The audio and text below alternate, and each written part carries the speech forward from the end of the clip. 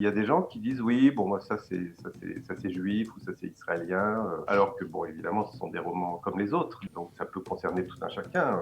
Celui qui lit de la littérature japonaise peut aussi lire de la littérature israélienne. Nous aurons le plaisir d'accueillir dans ce studio, comme chaque jeudi, Michael Blum. Michael, bonjour, Boker Tov.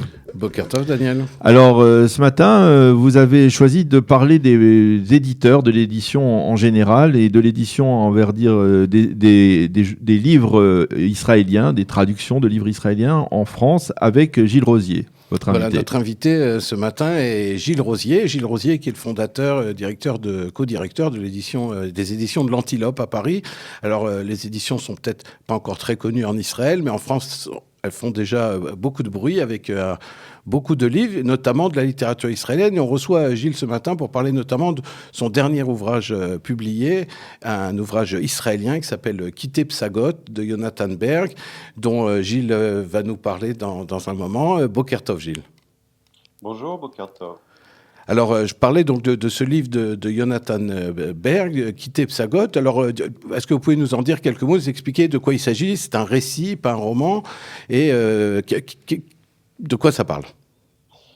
Alors, Jonathan Berg est un jeune auteur israélien qui a un peu moins de 40 ans et qui a grandi dans une colonie de Cisjordanie qui s'appelle Psagot, une implantation, comme certains disent aussi. Et il a publié il y a 2 ans en Israël un livre donc, qui s'appelle Psagot, Tzipur Aziva.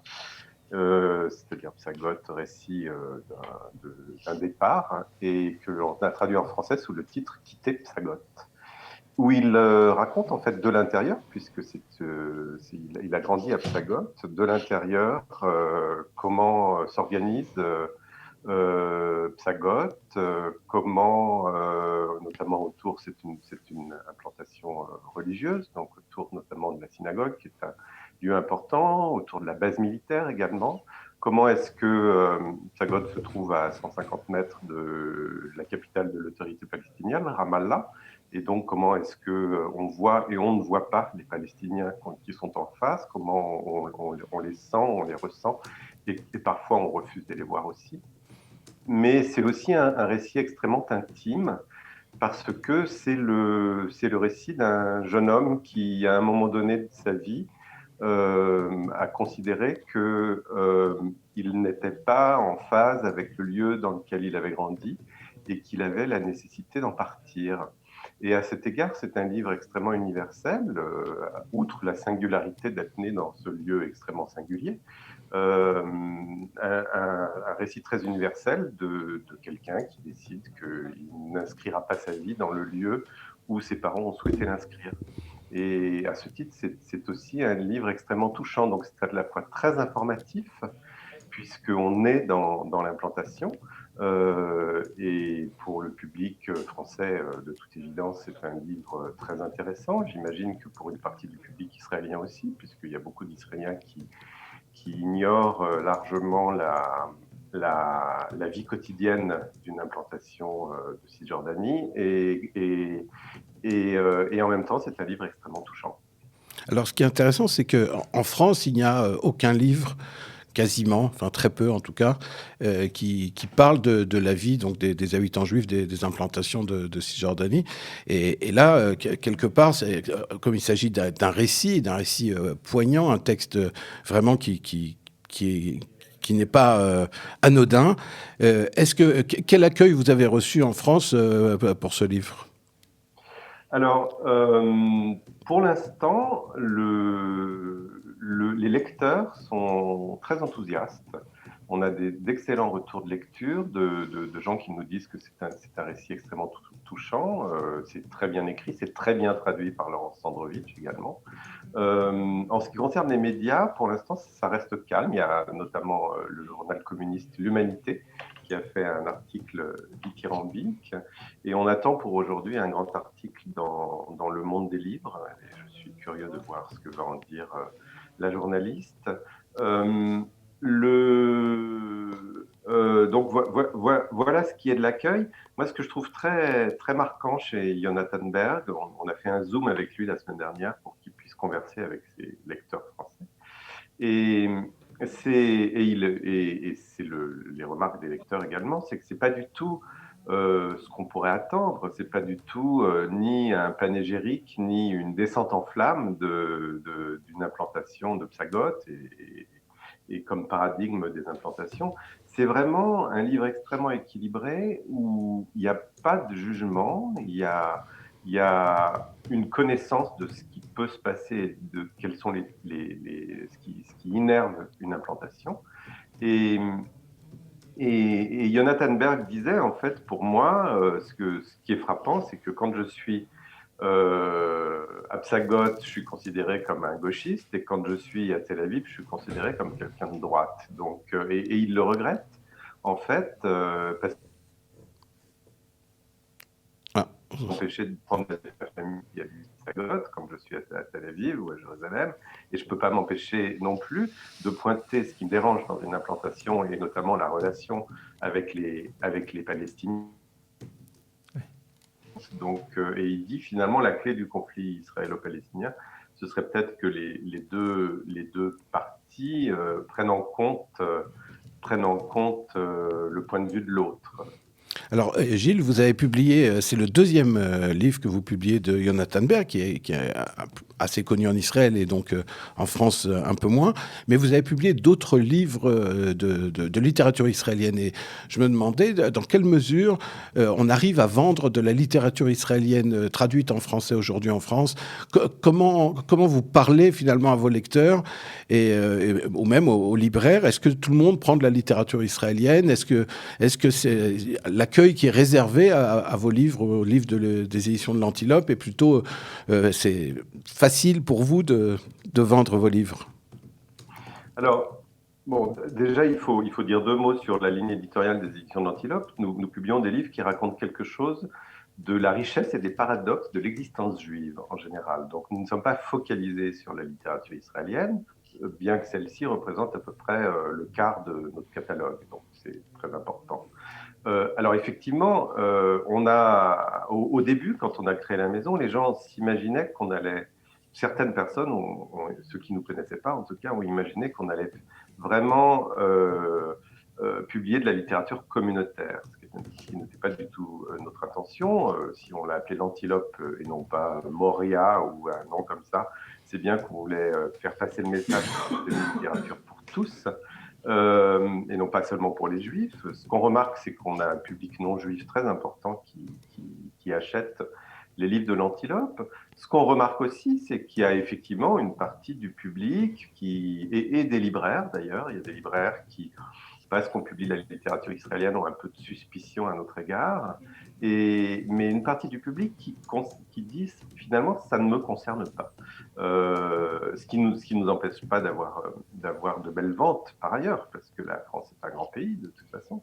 Mais effectivement, il y a des gens qui disent oui, bon moi ça c'est juif ou ça c'est israélien. Alors que bon évidemment ce sont des romans comme les autres, donc ça peut concerner tout un chacun. Celui qui lit de la littérature japonaise peut aussi lire de la littérature israélienne. Mais de temps en temps, on ressent cet a priori. Gilles, comment on publie et comment on vend des livres en ce moment? Cette année, les librairies sont fermées en France, je crois. Ah non, les librairies ne sont pas fermées. Elles ont été fermées en mars-avril, enfin mi-mars, de mi-mars à mi-mai. Depuis, elles sont ouvertes. Et en fait, l'année 2020 pour les libraires et les éditeurs a été une excellente année. Parce que déjà pour les librairies, nous, on est surtout vendus dans des librairies indépendantes et assez peu dans des grandes surfaces, parce on publie des belles lettres, disons, des livres moins grand public que d'autres. Et en fait, il y a eu toute une campagne au mois d'octobre, novembre, pour soutenir la librairie dans les médias. On a énormément parlé de la librairie. Il y a eu pendant le mois de novembre ce qu'on a appelé le pick and collect, c'est-à-dire que les gens passaient leurs commandes sur Internet et allaient chercher à la porte de la librairie leurs commandes avec interdiction d'entrer dans la librairie. Donc il y a eu beaucoup d'articles et surtout dans la presse audiovisuelle. Et en même temps, il y a eu une espèce de bashing de Amazon. On a stigmatisé Amazon pour les conditions de travail et pour un certain nombre de choses, de sorte qu'il y a beaucoup de lecteurs soit qui sont venus au livre parce qu'ils ont beaucoup entendu parler du livre et qu'il y avait peu de concurrence puisque les théâtres, les cinémas, les salles de sport sont fermées, soit des gens qui commandaient sur Amazon avant et qui ont dit maintenant on revient dans nos librairies parce qu'il faut vous soutenir. Donc en fait les librairies marchent très bien et par voie de conséquence les éditeurs ont pas mal marché. Nous ça s'est plutôt bien passé. Et en plus, on a eu des aides d'État, parce qu'il faut saluer, la France a un certain nombre de défauts dans cette crise, mais en tout cas, le soutien de l'État aux entreprises et aux particuliers a été remarquable. Alors, Gilles, donc, pour revenir au livre de Jonathan Berg et aux auteurs israéliens que vous avez publiés, est-ce que vous pouvez nous en parler un peu plus? C'est-à-dire, comment vous choisissez vos livres et c'est vous qui les traduisez ou on vous apporte des manuscrits déjà traduits? Alors, comment est-ce qu'on choisit nos livres? Il y a une règle, c'est l'enthousiasme. En général, c'est moi qui lis les premiers textes, surtout quand c'est en hébreu, puisque Anne-Sophie Dreyfus connaît l'hébreu, mais elle n'est pas très à l'aise pour la lecture. Donc, c'est en général moi qui lis les manuscrits et les textes qu'on nous propose, ou alors je trouve des textes dans des librairies. Je lis et après, je contacte l'auteur ou son agent. Mais de toute façon, effectivement, on fait traduire. Il ne nous est pas arrivé de publier un texte qui était déjà traduit. En général, les traducteurs ne se risquent pas à passer une année à traduire un texte sans être sûr qu'il va être publié, bien sûr. Et personnellement, j'ai traduit deux romans de Rachel Shalita que nous avons publiés. Mais sinon, ça a été Laurence Sandrovitch, Jean-Luc Alouche, qui ont traduit. Laurence Sandrovitch a traduit 2 livres de Jonathan Berg. Jean-Luc Alouche a traduit un livre de Daniela Carmi et un roman policier de Jonathan Sagiv. Il est en train de traduire le 2e, que nous publierons en janvier prochain. Et donc, on choisit vraiment par enthousiasme. On essaye aussi d'avoir une espèce de diversité dans le catalogue. Donc là, on a les auteurs israéliens, on a un auteur polar, 3 autres romans, un auteur d'essai avec Eran Rolnik qui a écrit un essai sur l'introduction de la psychanalyse en Palestine juive, sous le titre Freudem, donc d'être divers ce qui est important aussi pour nous, c'est-à-dire qu'un auteur israélien qui publierait un livre qui se passe en Alaska, on est moins intéressé. On a aussi envie de faire connaître aussi les différentes tensions et aspects de la société israélienne. Alors, c'est très intéressant et on espère que vous trouverez... Combien de livres vous avez publiés en tout?